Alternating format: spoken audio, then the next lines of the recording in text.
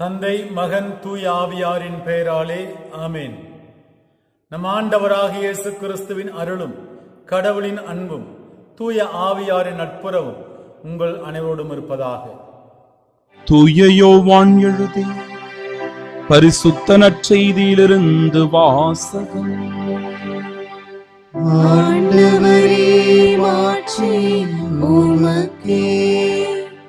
அதிகாரம் 1, இறை வார்த்தைகள் 35 முதல் 42 வரை. யோவான் தம் சீடர் இருவருடன் நின்று கொண்டிருந்தார். இயேசு அப்பக்கம் நடந்து சென்று கொண்டிருந்தார்.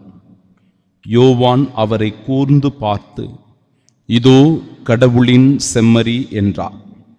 அந்த சீடர் இருவரும் அவர் சொன்னதை கேட்டு இயேசுவை பின்தொடர்ந்தனர்.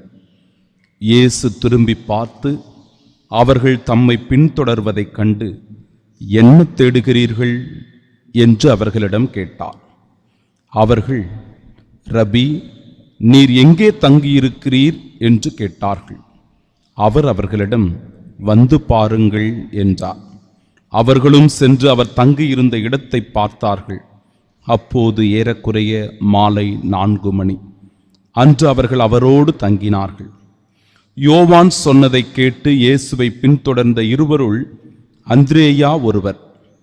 அவர் சீமோன் பேதுருவின் சகோதரர்.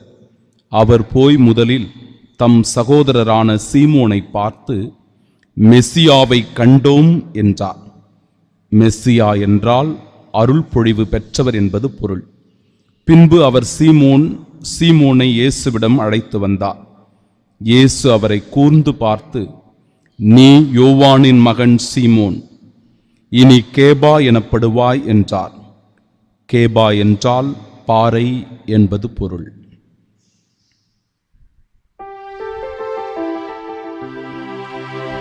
ஆண்டவரின் அருள்வாக்கு. கிறிஸ்துவே, உமக்கு புகழ்.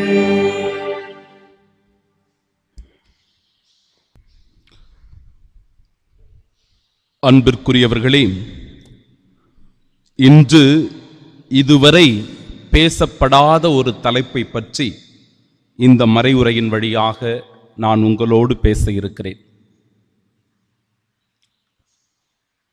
சற்று மனதிற்கு கடினமானதாகவும் அதே நிலையில் நாம் சொல்லி புரிந்து கொள்ள வேண்டியதும் கவனத்தோடு எச்சரிக்கையோடு வாழ வேண்டியதுமான தலைப்பாக இந்த தலைப்பு அமைந்திருக்கிறது.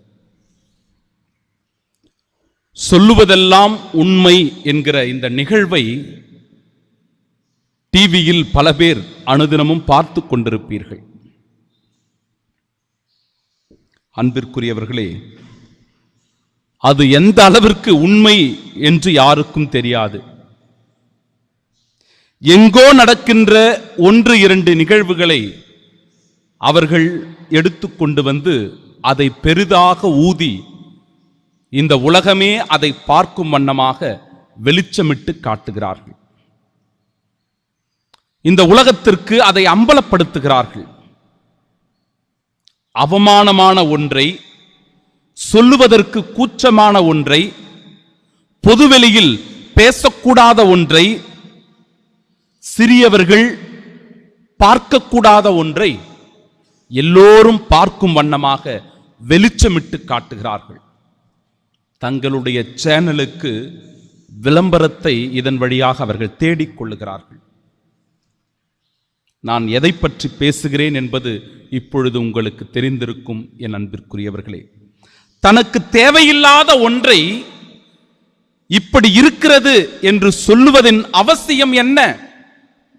இது எனக்கு வேண்டாம் என்று நாம் ஒதுக்கிவிட்ட பிறகு இதை பற்றியும் தெரிந்து கொள்ளுங்கள் என்று சொல்லுவது எவ்வளவு முட்டாள்தனமான ஒன்று!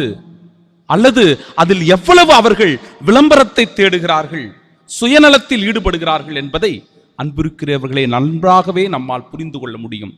நன்றாகவே நம்மால் அதை புரிந்து கொள்ள முடியும். என் அன்பிற்குரியவர்களே, சில ஆண்டுகளுக்கு முன்பாக ஒரு மனிதர் என்னை சந்திக்க வந்தார். மிகவும் புண்பட்ட மனதோடு காயத்தோடு சோகத்தோடு வலிகளோடு வந்து என்னிடத்தில் அமர்ந்து பேசுவதற்கு ஆரம்பித்தார். ஃபாதர், என்னால் நிம்மதியாகவே வாழ முடியவில்லை. என் மனம் உறுத்திக் கொண்டே இருக்கிறது. தரையில் போடப்பட்ட மீன் போல தினம் தினம் நான் துடித்துக் கொண்டே இருக்கிறேன் என்று சொல்லி அழுது உள்ளம் நொந்து வேதனைப்படுகிறார் அந்த மனிதர். ஐயா, சொல்லுங்கள், என்ன ஆயிற்று? என் மனைவி என்னை அன்பு செய்கிறாள். அழகாக எனக்கு 2 குழந்தைகள் இருக்கிறது. சம்பாதனைக்கு எந்த பிரச்சனையும் கிடையாது. சொந்த வீட்டில் தான் நாங்கள் குடியிருக்கிறோம். ஆனாலும் கூட என்னுடைய பாதை ஒரு தவறான பாதையாக இருக்கிறது. தவறான வழியில் நான் சென்று கொண்டிருக்கிறேன்.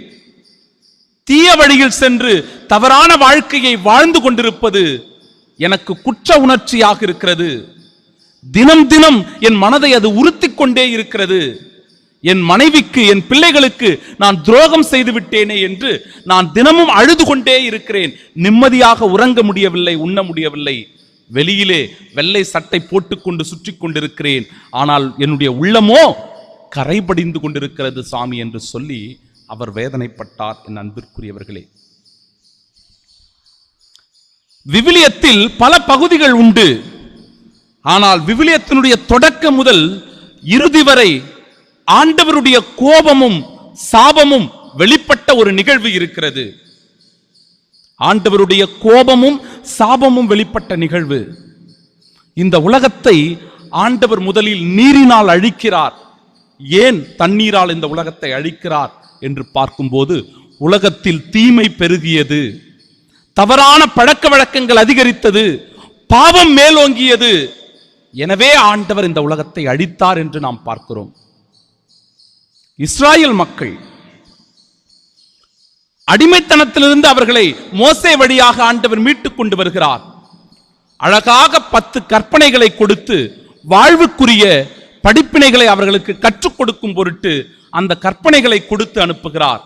மோயிசனும் மலையிலிருந்து கீழே இறங்கி வந்து பார்க்கும்போது தாறுமாறான ஒரு வாழ்க்கை அவர்கள் வாழ்ந்து கொண்டிருக்கிறார்கள். விபச்சாரத்தில் ஈடுபட்டுக் கொண்டிருக்கிறார்கள். பரத்தமையில் ஈடுபடுவதை அவர் பார்க்கிறார். எனவே மிகுந்த வேதனையோடு துன்பத்தோடு அவர் வாழ்வதை காணுகிறோம். அன்பிற்குரியவர்களே, ஆண்டவரிடத்தில் அவர் முறையிடுவதை காணுகிறோம். தான் கொண்டு வந்த அந்த 10 கற்பனைகளை அப்படியே அவர்கள் முன்பாக உடைப்பதை நாம் காணுகிறோம், அடித்து உடைப்பதை நாம் காணுகிறோம். தாவீது அரசரிலேயே மிகவும் புகழ்பெற்று விளங்கியவர். விவிலியத்தில் காணப்படுகிற பல்வேறு கதாபாத்திரங்களில் தாவீது அரசருடைய கதாபாத்திரம் மிக மிக முக்கியமான ஒன்று. ஆனால் தான் பெற்ற அருளை, தான் பெற்ற ஆசீரை, தான் பெற்ற நலன்களை எப்படி அவர் வீணடித்தார் என்று நாம் பார்க்கும்போது, அவர் செய்த பரத்தமை, விபச்சாரம், இதன் வழியாக அந்த அருளை, ஆசீர்வாதத்தை அவர் இழந்து விட்டார். கொரிந்து நகர மக்கள் தாறுமாறான ஒரு வாழ்க்கை, மனம் போன போக்கிலே எப்படி வேண்டுமானாலும் வாழலாம் என்று அவர்கள் வாழ்ந்தபோது பவுலடிகளார் அழகாக அதை குறிப்பிடுகிறார்.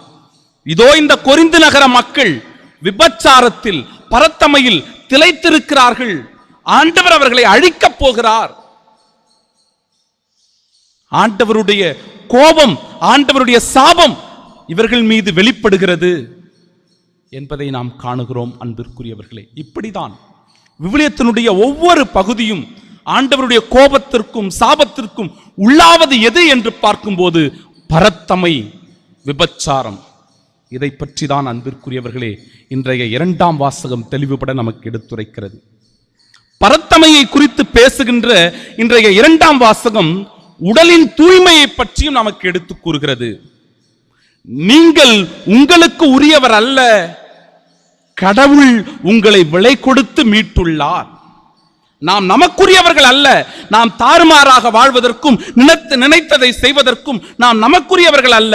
மாறாக கடவுள் நம்மை விலை கொடுத்து மீட்டுள்ளார் என்று இறைவார்த்தை குறிப்பிடுகிறது. எனவே உங்கள் உடலால் கடவுளுக்கு பெருமை சேருங்கள்.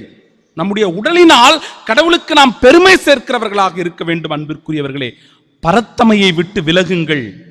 மனிதர் செய்யும் எப்பாவமும் உடலுக்கு புறம்பானது. பரத்தமையில் ஈடுபடுவோர் தம் சொந்த உடலுக்கு எதிராகவே பாவம் செய்கின்றனர். உங்கள் உடல் தூய ஆவி தங்கும் கோவில் என்று உங்களுக்கு தெரியாதா? இறைவன் வாழுகிற இந்த இல்லத்தை, தூய்மையான புனிதமான இந்த உடலை நாம் அசுத்தப்படுத்தும் போது, மாசுபடுத்தும் போது, கரைப்படுத்தும் போது, அன்பிற்குரியவர்களே, தூய ஆவியானவருக்கு எதிராக நாம் செயல்படுகிறோம். இந்த உடலுக்கு எதிராக நாம் செயல்படுகிறோம். இன்னும் குறிப்பிட்டு சொன்னால் உயிர்ப்புக்கு எதிராக நாம் செயல்படுகிறோம். உடலின் உயிர்ப்பை நான் விசுவசிக்கிறேன், நம்புகிறேன் என்று ஒவ்வொரு திருப்பலியின் போதும் நம்பிக்கை அறிக்கையில் நாம் வெளிப்படுத்தி சொல்லுகிறோம். அந்த உடலின் உயிர்ப்பில் நம்பிக்கை கொண்டிருக்கும் நாம் இந்த உடலுக்கு எதிராக பாவம் செய்தால், இந்த உடலிலே மாசுகளை, கரைகளை சேர்த்து வைத்தோம் என்றால், எப்படி உடலின் உயிர்ப்பில் நாம் நம்பிக்கையை வைத்திருக்க முடியும்? ஒரு முரண்பாடு இங்கு வெளிப்படுவதை நம்மால் உணர்ந்து கொள்ள முடிகிறது. அன்பிற்குரியவர்களே, நம் உடல்கள் கிறிஸ்துவின் உறுப்புகள். நம்முடைய உடல்கள் கிறிஸ்துவனுடைய உறுப்புகள். எனவே நாம் கிறிஸ்துவோடு இணைந்திருக்கிறோம். நம்முடைய உடல்கள் என்பது கிறிஸ்துவின் சாயல். கிறிஸ்துவோடு இணைந்திருப்பதற்கான அடையாளம் நம்முடைய உடல்கள் என்று அழகாக அதில் எடுத்து கூறப்படுகிறது. விபச்சாரத்தால் நாம் நம்முடைய உடலை கலங்கப்படுத்துதல் கூடாது. எனவே இது தவிர்க்கப்பட வேண்டிய ஒன்று. காரணம், இந்த உடலில் உயிர்த்தெழுதல் என்கிற முத்திரையானது ஆண்டவர் இயேசு கிறிஸ்துவால் பதியப்பட்டிருக்கிறது, பதிக்கப்பட்டிருக்கிறது. அன்பிற்குரியவர்களே, ஆண்டவர் இயேசு கிறிஸ்துவினுடைய உடலின் உயிர்ப்பை விசுவசிக்கிற நாமும் இந்த உடலோடு உயிர்த்தெழுவோம் என்பதனால் அதை மாசுபடாமல் புனித நிலையில் காக்கப்பட வேண்டும் என்பதையே இன்றைய 2ஆம் வாசகம் தெளிவுபட நமக்கு எடுத்து கூறுகிறது. கடவுள் நமக்கு ஒரு அழைப்பை கொடுக்கிறார். ஏன், எதற்கு இந்த அழைப்பு? தூய வாழ்வு வாழ்வதற்கான அழைப்பு. தூய வாழ்வு. எப்படி நாம் தூய வாழ்வு வாழலாம்? கடவுளோடு இணைந்திருப்பதின் வழியாக தூய வாழ்வினை நாம் வாழலாம். கடவுளுக்கு சான்று பகர்வது, கடவுளுடைய வார்த்தைகளை கேட்பது, அந்த வார்த்தைகளை அப்படியே முழுமையாக தன்னுடைய வாழ்விலை ஏற்றுக்கொள்வது, ஆண்டவர் இயேசு கிறிஸ்துவை ஏற்று பின்பற்றுவது, ஆண்டவர் இயேசு கிறிஸ்துவை நோக்கிய தேடலில் ஈடுபடுவது. வந்து பாருங்கள் என்று ஆண்டவர் சொல்லும்போது அவரை சென்று பார்ப்பது, அது மட்டுமல்லாமல் அவரோடு தங்கி இருப்பது. இன்றைய நற்செய்தி அதை அழகாக எடுத்து கூறுகிறது. அன்பிற்குரியவர்களே, இதோ கடவுளின் ஆட்டுக்குட்டி என்று யோவான் குறிப்பிடுகிற வேளையில் அந்திரேயா அவரை பின்பற்றுவதை காணுகிறோம். என்ன தேடுகிறீர்கள் என்று சீடர்களை நோக்கி கேட்டபோது, ரபி, நீங்கள் எங்கே தங்கி இருக்கிறீர்கள் என்று சொன்னவுடனே ஆண்டவர் சொல்லுகிறார், வந்து பாருங்கள். இவர்களும் சென்று பார்த்தார்கள், அவரோடு தங்கினார்கள் என்று இறைவார்த்தை குறிப்பிடுகிறது. அவர்களுடைய அந்த தங்கி இருத்தல் என்பது ஒரு விசுவாச சாட்சியமாய் வெளிப்படுகிறது. நாங்கள் மெசியாவை கண்டோம் என்று அவர்கள் சான்று பகர்வதை காணுகிறோம். நாங்கள் மெசியாவை கண்டோம் என்று இந்த உலகத்திற்கு சான்று பகர்கிறார்கள். குறிப்பாக தன் உடன் வாழுகிற பிற நண்பர்களுக்கு சென்று இவர்கள் அறிவிப்பதை காணுகிறோம் இந்த சீடர்கள். ஆம் அன்பிற்குரியவர்களே, அத்தகைய அழைப்பு நமக்கு இந்த நாளில் கொடுக்கப்படுகிறது. இதையே முதல் வாசகம் அழகாகவே நமக்கு வெளிப்படுத்துவதை காணுகிறோம். 3 முறை சாமுவேலை ஆண்டவர் அழைக்கிறார். சாமுவேல், சாமுவேல் என்று அழைக்கிறார். ஆனால் சிறுவனாக இருந்த சாமுவேலால் அதை சரியாக உணர்ந்து கொள்ள முடியவில்லை, புரிந்து கொள்ள முடியவில்லை. 4வது முறை அவர் அவ்வாறு அழைக்கின்ற போது, ஆண்டவரே பேசும், அடியான் கேட்கிறேன் என்று சொல்லி ஆண்டவருடைய வார்த்தைக்கு செவிமடுப்பதை காணுகிறோம். அத்தகைய உணர்வு நமக்குள் மேலோங்க வேண்டும். அன்பிற்குரியவர்களே, கடவுள் என்னை ஏன் அழைக்கிறார்? நாம் ஒவ்வொருவரையும் ஆண்டவர் அழைக்கிறார், பெயர் சொல்லி அழைக்கிறார். எனவே நாம் ஒரு கேள்வியை கேட்க வேண்டும். கடவுள் ஏன் என்னை அழைக்கிறார்? அவர் என்னிடத்தில் எதை எதிர்பார்க்கிறார் என்பதற்கான பதிலை நாம் தான் கொடுக்க வேண்டும். அன்பிற்குரியவர்களே, நம்முடைய வாழ்க்கையின் வழியாக, அனுதின செயல்பாடுகளின் வழியாக, நாம் சந்திக்கிற மனிதர்கள் வழியாக, கிறிஸ்துவை நிலைநாட்டக்கூடிய சாட்சிய வாழ்வின் வழியாக அதை நாம் தான் இந்த உலகத்திற்கு எடுத்துச் சொல்ல வேண்டும். கடவுள் என்னை எதற்காக அழைத்திருக்கிறார்? கடவுள் என்னை எதற்காக படைத்திருக்கிறார்? கடவுள் எனக்கு எதற்காக இந்த வாழ்க்கையை கொடுத்திருக்கிறார் என்பதை நாம் தான் தன்னுடைய வாழ்வின் வழியாக, செயலின் வழியாக இந்த உலகத்திற்கு எடுத்துச் சொல்ல வேண்டும். எனவே அதை தூய வாழ்வினால் நாம் அழகு செய்ய வேண்டும் என் அன்பிற்குரியவர்களே. உடலானது அழிந்து போகின்ற ஒன்று என்று நினைக்க கூடாது.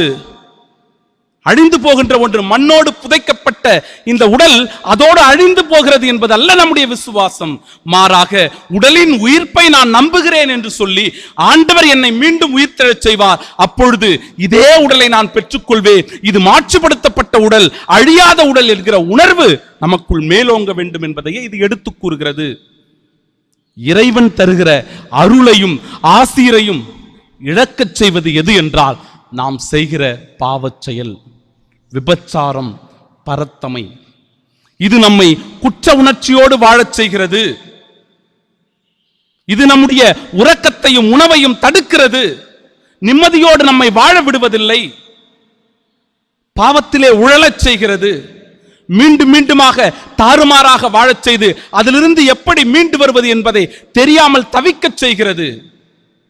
ஆம் அன்பிற்குரியவர்களே, நம் உடன் வாழ்கிற பிற சகோதர சகோதரிகளுக்கு இது துரோகத்தை நினைப்பதாகவும் அமைந்திருக்கிறது.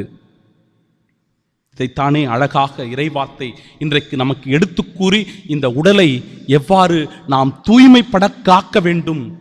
இது கடவுள் வாழும் இல்லம், பரிசுத்த ஆவியானவர் குடிகொண்டிருக்கிற இல்லம் என்பதை அது எடுத்து கூறுகிறது. எனவே கவனத்தோடும் எச்சரிக்கையோடும் நம்முடைய வாழ்க்கையை நாம் அழகாக வாழ்ந்து காட்ட வேண்டும். அன்பிற்குரியவர்களே, எந்த நிலையிலும் குற்ற உணர்ச்சியோடு நம்மால் நிம்மதியாக வாழ்ந்துவிட முடியாது. அந்த குற்றத்திலிருந்து அவ்வளவு சீக்கிரம் நம்மால் மீண்டு வர முடியாது. நம்முடைய கணவன்மார்களுக்கும் மனைவிமார்களுக்கும் பிள்ளைகளுக்கும் நாம் துரோகம் செய்கிறோம் என்பதை உணர வேண்டும். உடலினுடைய இந்த புனிதத்தை நாம் கெடுத்து விடுகிறோம். நாம் நம்மை நாமே அவமானத்திற்கு உள்ளாக்குகிறோம் என்பதை உணர்ந்து கொண்டு சுய இன்ப நாட்டங்களில் ஈடுபடுவதை தவிர்க்க வேண்டும். ஓரின சேர்க்கையில் ஈடுபடுவதை தவிர்க்க வேண்டும். விபச்சாரம், பரத்தமையில் ஈடுபடுவதை அறவே ஒழிக்க வேண்டும். அன்பிற்குரியவர்களை, நல்ல குடும்ப வாழ்க்கையை, ஒழுக்கமான நெறியை பின்பற்றி திருமண வாழ்வினுடைய மேன்மையை போற்ற வேண்டும். குடும்ப வாழ்வினுடைய சிறப்பினை உணர்ந்து கொண்டு நல்ல தூய வாழ்வு வாழ வேண்டும். அதற்கான அழைப்பு தான் இந்த நாள். ஆண்டவர் நம்மை அழைக்கின்றார். என் அன்பு மகனே, மகளே என்று நம்மை பெயர் சொல்லி அழைக்கின்றார். ஆண்டவரே பேசும், உம் அடியான் கேட்கிறேன் என்றால் நம் உடலை தூய்மைப்பட வாழ்ந்து ஆண்டவருக்கு பெருமையும் மகிமையும் சேர்ப்போம். ஆமீன். ஆண்டவர் உங்களோடு இருப்பாராக. எல்லாம் வல்ல இறைவன் தந்தை, மகன், தூய ஆவியார் உங்களை ஆசீர்வதித்து காப்பாராக. ஆமீன்.